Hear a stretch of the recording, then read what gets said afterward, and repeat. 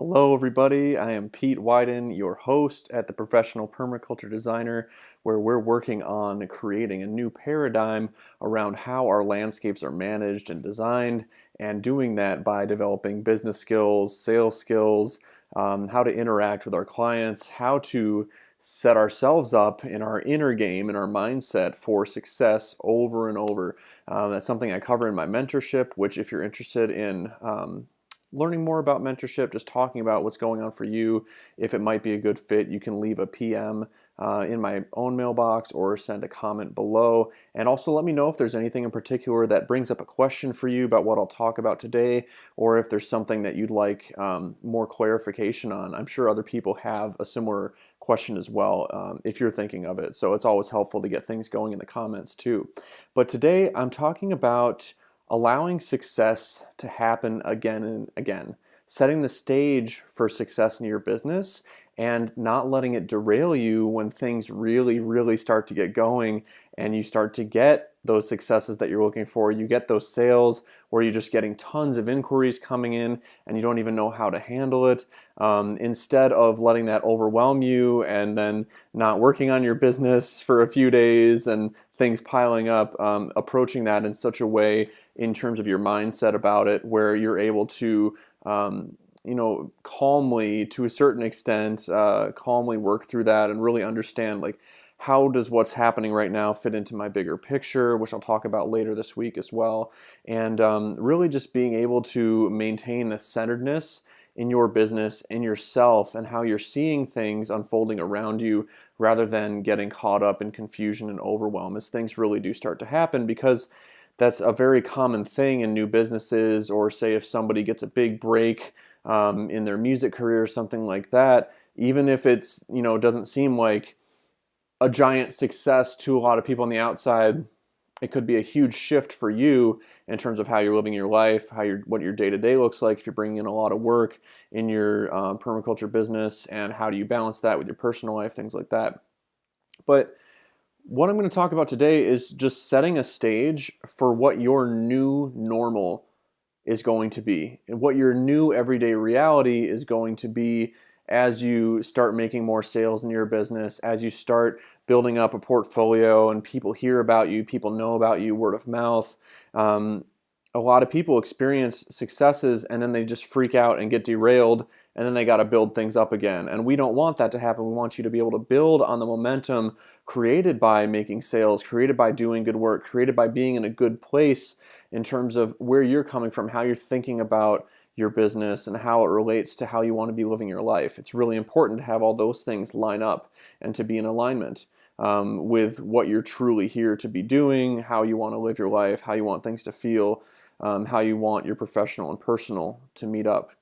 So that derailment I'm talking about, when somebody experiences success and then it's just too much to handle, or there's something happens and they don't attend to a bunch of other stuff that's important to keep working on in the business, such as you get a bunch of work and you've got 10 projects going on for a 2-month period, and since you're so busy with those, you don't make any more reach outs to new leads, you're not making any more sales, and then after that 2 months you have a month of almost no work, and so you get this boom and bust type of thing. That's what we want to avoid in your business. We want to have it be a repeatable process by which you're bringing people in, you're creating relationships, you're creating long-term relationships in terms of people hiring you and then waiting a while hiring you, or just being able to be just consistency in some capacity depending on the type of service that you offer, the types of relationships you want to be building.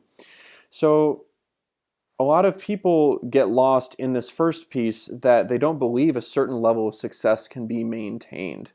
And so it's not necessarily that is a truth, but it might be a truth in their mind. So an important thing to ask yourself is, and what I am believing, is this true? And why is it true? Such as, oh wow, I don't know if I could make another sale. I just sold a $2,000 design. I don't know if I can do it next month. And you can ask yourself, is it true that I can't do it? And I would guess that you'd probably say, no, it's not true that it's not possible. And so it's looking at, how could that be possible? Well, it starts by doing more of what you did to bring in that sale, such as talking with people you know who are interested in native landscaping, permaculture design, getting out there and also following up with people you've talked with in the past. Never assume that because someone didn't get back to you, if you sent them a proposal, say that they're not interested, it might just not be the right time. You might need to follow up with them for a few months before it is the right time, before maybe they've figured out some stuff with packing up their grandma's old house. Like all these life things that we don't know are going on in other people's lives can keep them from making decisions at a certain time, for example. So it's not about believing the fears that are coming up around, say, will I be able to make another sale? It's about looking at why you even are concerned about being able to make that sale again in the first place, and some of the sales basics. Someone's calling me here. Some of the sales basics, some of the understandings of, if you are able to approach things in such a way where you are able to ask yourself honest questions, like, is this really true that if I make a mistake in my business in a design, I'm going to lose my business and no one will hire me ever again? It's probably not true, but there are reasons why you're concerned about that, such as maybe it's actually a money concern. And some of these things can start to creep in terms of the mindset that you're approaching every day with, and can actually lead you to make good or bad decisions based on the perception of reality that you have around your business and your ability to maintain successes. So another piece regarding keeping success happening over and over, keeping that flywheel spinning in your business, is that a lot of people don't know how they made the last success happen. It seems like it was just a chance event and they got lucky, right?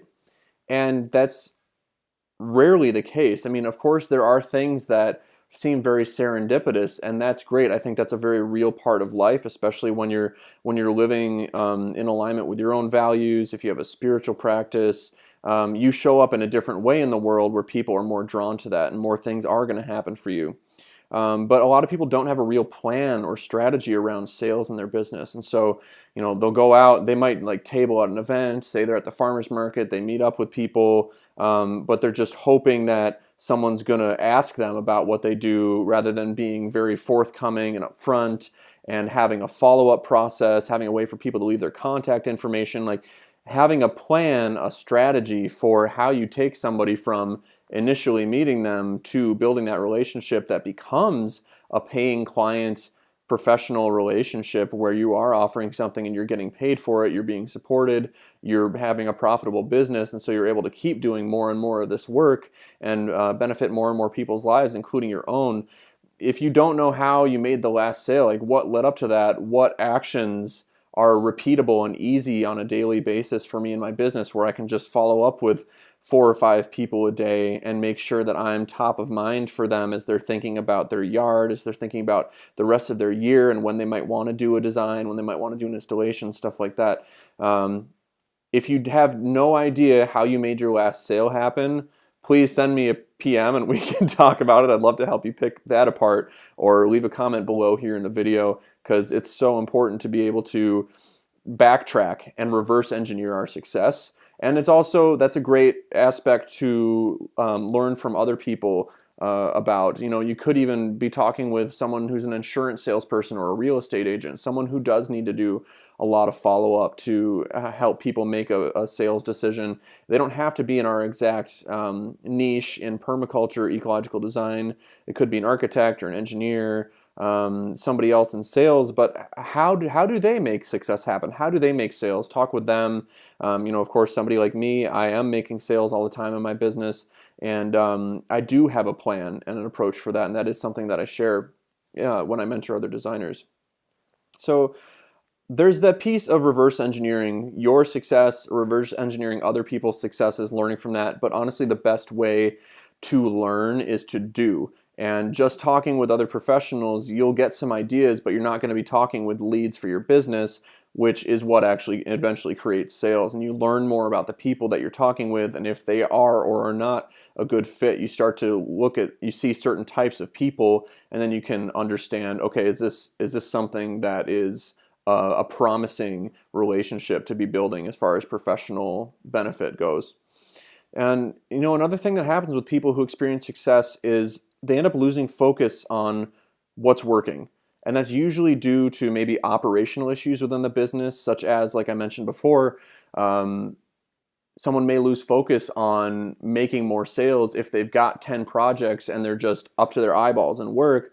They might not have the capacity, based on how their business is set up and how the delivery of their service is set up, especially, to be able to have the mental space to make more follow-ups, make more sales, go out to an event, or have somebody else from the company go out to an event and be interacting with people in the community. So operational issues such as having too much work and not being able to see clearly in terms of you need to be bringing in more sales, having more conversations during that time so that the next month you don't end up with one job and you're struggling to pay the bills. And then also, this fear of getting stuck is so pervasive, not only in our ecological design community, it's everywhere, guys. I mean, college students of every background, it could be medicine, engineering, public health, they're all, anyone who gets a job or starts doing something professionally most people have this concern of, I'm going to end up doing this forever. I did when I used to work for the Forest Service. Other people do when they're working for, like, say, they got a job with a nonprofit or at a gas station. Like, oh man, there's this thing in the back of your mind that if your mindset isn't in the right place, you can see it as being this dead end, when in fact it's just an opportunity to find the aspects of yourself that you want to bring out and apply to this job, the people that you're meeting and networking with, and the benefits of having this experience that are going to get you closer to where you want to be rather than being a dead end. So if you're doing a certain type of job, like you're just doing rain gardens and you got people coming to you all the time for rain gardens, which is one thing that I'll probably be doing a lot of this spring. It's not that you're stuck doing rain gardens. How can you work in, different aspects such as native plantings that spread to the rest of the yard, or even just a small portion of the yard, and some type of package like maintenance or something like that you can also work in to an explicit service you're offering, such as rain gardens, where you can start to branch out into other aspects of someone's yard, into edibles, natives, like I mentioned, things that, as you interact with more and more people who want that type of work, you can see, okay, this person is interested in maybe some fruit trees on the south side of the rain garden, or something like that, where you can work in some more of the things that you want to offer as you see opportunities come up. You're only stuck if you think and agree with yourself and accept the false truth that you are stuck. It all comes down to your inner game, to your mindset, and how you're viewing what you're doing on a daily basis in the present moment. Are you seeing opportunities, or are you just seeing a dead end? Because what you see is what you get.